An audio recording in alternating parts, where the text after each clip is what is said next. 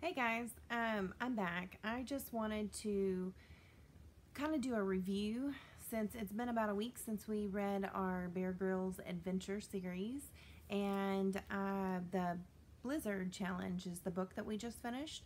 So I wanted to go over a little bit more about survival in blizzards, like survival safety stuff, and just some different things for you to think about, mill about. We'll talk about some in class. But just in case we don't get to it, it's just good information for you to know if you're ever stuck in a blizzard or happen to get out in a blizzard. So I'm going to be reading you some things from this little book. It's called Usborne SuperSkills, Improve Your Survival Skills. So I found this little gem in our local library, but you can also get one from any Usborne rep. It is a handy dandy little survival book. It's great to have. It's got excellent little pictures and drawings that kind of give you good information. So I wanted to give you some of this information from here. It's talking about collecting water. So one of the main things when we're in a survival situation, any survival situation, your main things are going to be water and fire and shelter, food, there's one other, warmth, I guess, or clothing. So that's your main things of necessities, things you've got to have. You want to have, things to wear to cover your body. You got to have shelter, got to have food, got to have water. So one of the things about water, so talking about, I want you guys to take a look at this little thing right here. So this is talking about ice or snow, how to collect water from ice or snow. So I don't know if you remember, but in class we talked about how it was not a good idea to eat snow directly, because when you eat snow, it's going to drop your internal body temperature. So that can actually promote hypothermia. And when you're in the blizzard, that's the biggest thing that you're fighting is hypothermia. You don't want to get too cold. You don't want your internal body temperature to drop. So you don't want to eat the ice or snow directly. You really want to melt it before you take it in. Actually, in that environment, warm water would be best. But sometimes you won't have that option. So this suggests taking, it says, thinly spread ice or snow on a sheet of plastic, preferably black, as this absorbs the heat. So another option, if you had one of those the silver shiny blankets, the emergency blankets that you would have hopefully in your emergency kit. That's one of the things too that you could use, because that's going to reflect the sun's rays. So it's going to, so you would still have the sunlight. Black is great because it absorbs the sun, so you're going to have more heat trapped into that black plastic. That's one reason they recommend that. But that shiny one would also attract and reflect the light, so that would also work. But it just says to arrange the plastic to catch the water as it melts. And if you notice, see these little sticks here? They've got sticks that are crossed in the back, and then they've got that plastic tied to each end of those sticks, and then they have it more narrow, and it's anchored to a pan. So they've got their snow on top of that black plastic, and that sun is going to melt it, and as it melts, it's just going to drip right into their pan. And then what do you think they would do with that pan? If you have a way to burn it or boil it, that would be ideal, because you don't know what's in that snow or ice. You don't know how clean that is. So when you are drinking water, you really do want to purify it. It says rainwater, snow, ice, and water from a solar still or spring are all pretty pure. Any other water should be purified before drinking. Two ways of doing this are by boiling vigorously for at least 15 minutes or sterilizing it with iodine or chlorine pills. But you got to follow the instructions on the packet carefully. Usually with those, you'll have to add it and wait a certain amount of time, usually 30 minutes, before you can drink it. You can also use a filter pump, like a straw that has a filter in it. You can also strain it through like a clean canvas or muslin or nylon. And then try to use it, then try purifying it. If it's particularly like muddy water, if it's really muddy water, you probably want to filter it through that material before you boil it, just so you don't have a lot of mud that you're taking in. So a solar still, that's another option. These would be a little bit harder to make, but you could still do it. So a solar still looks like this. So this is just a cutaway so you can see what it looks like, but you would dig a hole and you would take your plastic and you'd cover, well, you put a pan down in the bottom of that hole.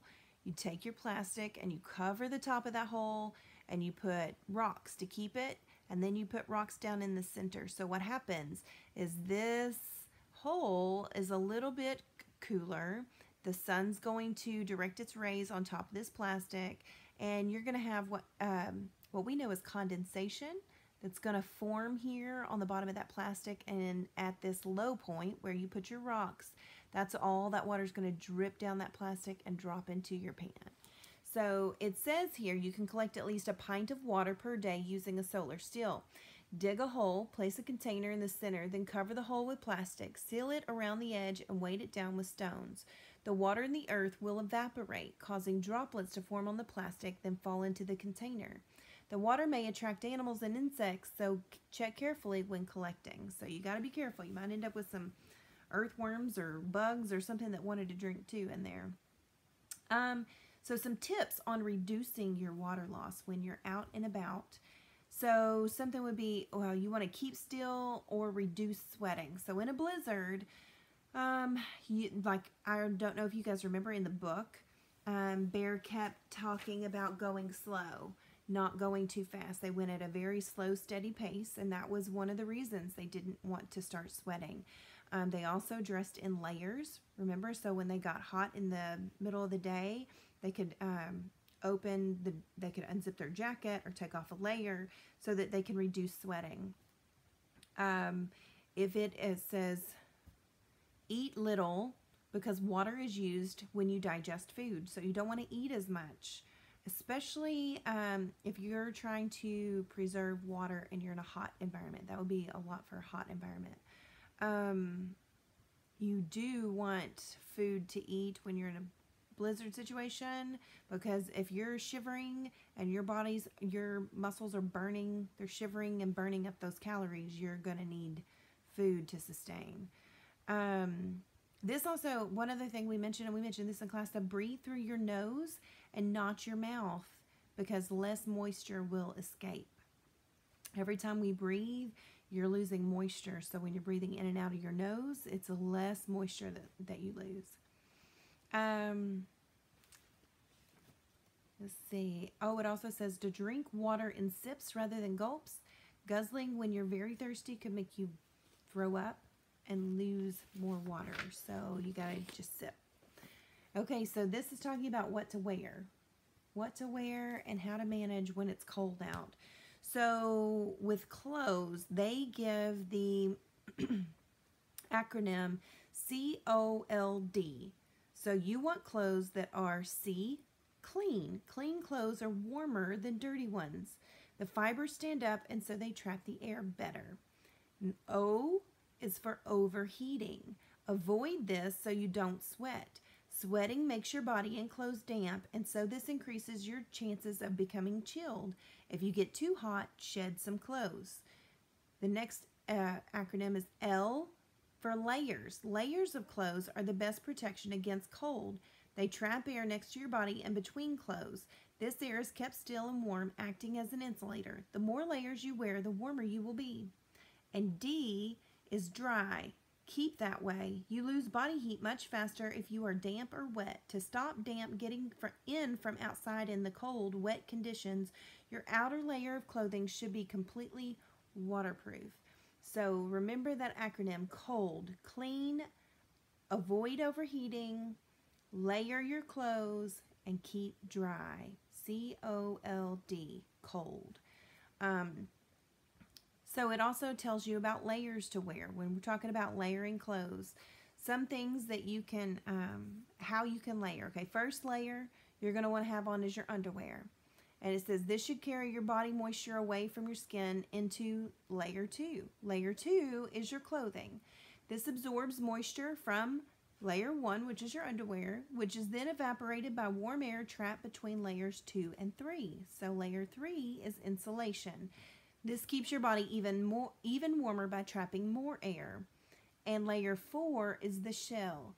This is the crucial outer layer which protects you from elements. It should be both windproof and waterproof. So if you're going to be out in the cold, you want to have a windproof, waterproof outer layer. So here's an example of some of the things you can wear. So they have, you know, a hat for your head. You lose most of your body heat through your head, so you definitely want to have your head covered. Also, don't forget your ears. They can get frostbite really easy because there's not a lot of blood flow up this way. So you want a hat that's going to cover your ears. You also, so this here shows like an insulating jacket. This is the coat, an outer coat, waterproof coat. Here's scarves. They got wool socks, some leg warmers, I think is what they have over here too. They've got some boots, and you see this one says thick trousers. See, he's putting on those thick trousers there. We got a wool shirt down here, and we have medium weight sweaters, not too heavy. Then you got some mittens, you got some lip salve. Definitely want something to moisten your lips. Remember that wind chafing. And what was the #1 thing that Bear recommended? Goggles. Goggles, because you're going to need that for your eyes. Remember, it protects it from that sun reflection off the snow. It also protects it from the wind and the cold so you can see. So you definitely want to have that. All right, the main thing you're trying to protect from is hypothermia. Your vital organs, such as your heart and kidneys, need to be kept at a constant temperature of 37 degrees Celsius or 98 degrees Fahrenheit to function properly. If you're badly equipped, very cold conditions can cause a fall in your body temperature, which stops these organs from working. This is called, can you guess? Hypothermia. So being able to layer in our cold layers, remember, are clean, avoid overheating, layer, and dry. That's really going to help decrease hypothermia. So speaking of hypothermia, it says it's usually caused by a combination of factors including cold, wind, wet, and exhaustion. These all contribute to a drop in your body temperature. So the hypothermia symptoms like how do you know you have hypothermia? So the first thing, you're going to start feeling cold. Then you're going to start shivering. Then you're going to have slower reflexes. Then you're going to have a loss of balance. You're going to start experiencing blurred vision. Then you're going to collapse, and then you're going to have unconsciousness. At that point, it's very, very serious. So you want to be aware of what these levels are, so that when you start noticing that your reflexes are slowing, we've got to do something. Somehow we've got to find some warmth, right?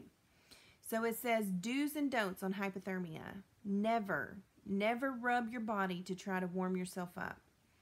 Remember, we talked about frostbite skin and how once your skin gets frostbite, if you start rubbing on it, it can actually tear the skin. So if you end up with frostbite, you really just want to cover it and layer it to warm it back up. Don't rub your hands together. It says never take alcohol. Alcohol will drop your body temperature. Never warm yourself up very close to a fire. Remember, you don't want to get too close. Definitely don't want to get burnt. It says these activities reopen the surface blood vessels, sending icy blood straight back to the vital organs. So if you get too close to that fire, it's going to send that cold blood back in. It says never keep walking. Use up vital energy. So once you start feeling that hypothermia setting in, you need to start hunkering down. We need to start finding shelter. Think of shelter. So the do's for hypothermia, those were the don'ts. Here's the do's. Get into shelter immediately. Get into a sleeping bag insulated from the ground by dry bedding. So one way we could do insulating is if we could if we have plastic or something in our pack, our survival bag, we could lay it down and then lay our sleeping bag on top. And then it says wrap yourself in as many layers as possible. And if possible, huddle close to a friend for body warmth. It also says take warm drinks such as broth or sugared tea. So if you have a way to heat up that snow, that would be good. So talking about shelters, right? We said to find shelter. So in the blizzard, do you remember the things that we talked about? There were a couple of different shelters we mentioned. The first one in the book, it talked about them digging in, they dug a hole, right? Almost like a little cave hole into the side of the drift. That's what Bear and them, they dug into this side of the drift. So here is, I'm going to show you a little picture. See this little picture here? This is an idea of how you could do a shelter dug in. So you dig here, you're going to dig down, and then you're going to dig up. They dug out here. They left a little ledge where they could lay and sleep. And then they also have an air hole. This is important to put an air hole because you want oxygen coming in and carbon dioxide going out, remember?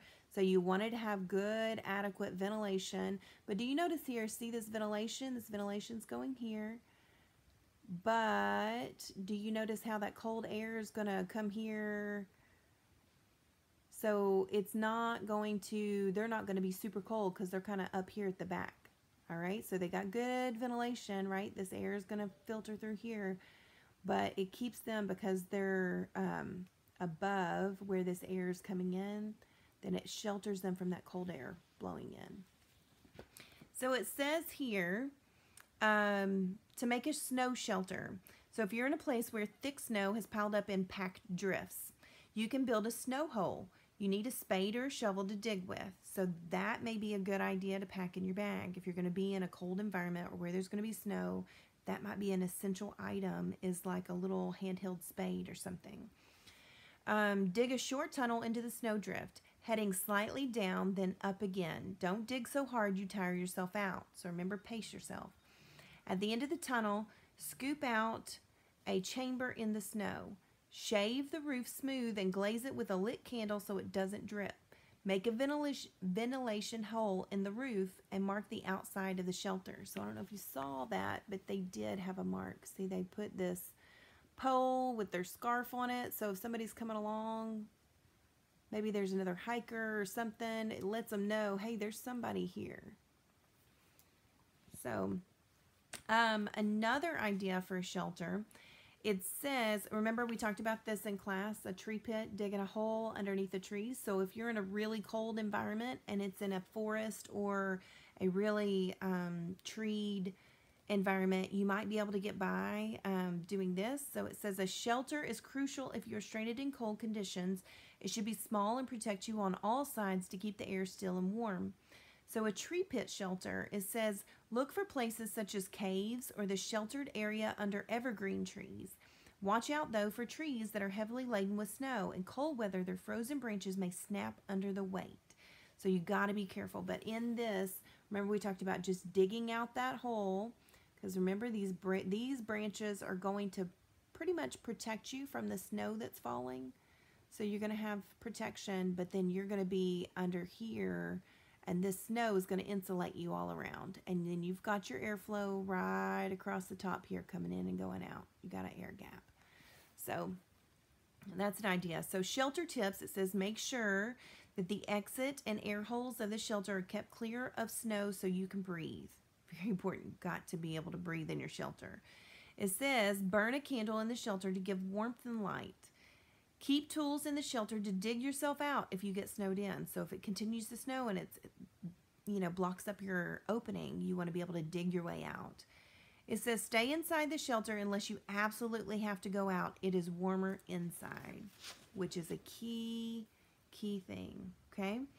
So it says, the one other thing I wanted to talk about is wind and wet, because remember when we were talking about hypothermia, it said it's caused by a combination of cold, which we know in a blizzard is going to be cold, wind, wet, and exhaustion. Okay, so let's go back and visit that. So effects of the wind. This is why the wind can really drop your body temperature.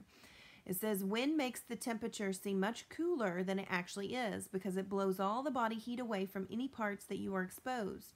The chart below, I'll show you the chart in a minute, Shows you the difference this effect called the wind chill factor makes to how cold you feel. As you can see, the wind chill factor depends on how cold it is and on the speed of the wind. So here's this chart they give. So I don't know if you can see. It talks about here is wind speed, and this side says temperature. So, you know, the higher the temperature, the less. So this little chart just kind of shows, it says the wind speed, when it gets down into the negatives, -50, your wind speed's going to be around 12. -40, your wind speed's getting up to about 16. -30, you're going to have wind speeds of about 22. -20 degrees, it's going to be greater than 25. Anything above -10. -10, you're going to have greater than 25 miles an hour weed spin. You can. So it says, keep on the sheltered side of ridges, out of the wind. Stay off open heights such as hilltops where you are more exposed. Never travel during a blizzard. It can chill and exhaust you. So if it starts becoming blizzard conditions, you want to hunker down and find shelter. It says the effects of wet. Try to avoid getting wet if it is cold, especially if it is also windy. You lose body heat very fast when damp, and it is difficult to get dry again in cold conditions. So avoiding the wet. If caught in a heavy rain or snow, stop and shelter until conditions improve. Keep out of deep snow. It can make you very wet and is exhausting to travel through. So again, that's when you want to find your shelter. Snow is usually softer and wetter and deeper in stretches of woodland. It is more sheltered there, and so it may not harden. Also, don't cross rivers or streams. Entering cold water can kill. Keep off ice. So you remember when they were crossing that frozen lake, that was one of the things that Bear was being very cautious of and told Ollie to step in his footsteps. And when Ollie didn't listen, that's when he got in trouble. It says, when the temperature rises, snow melts. Beware of ground which has become marshy or waterlogged. You may sink in the mud, making travel difficult. So those are just a few little tidbits that I thought I would come back and revisit. Just some little information about our blizzard conditions. So I hope you've enjoyed our book and talking about things. I just wanted to do this recap so it gives us a little more to talk about in class tomorrow. We're just going to do a brief review. We're going to fill out our backpack activity, and then we will go on to our next book. So I will see you guys tomorrow. Thanks. Bye.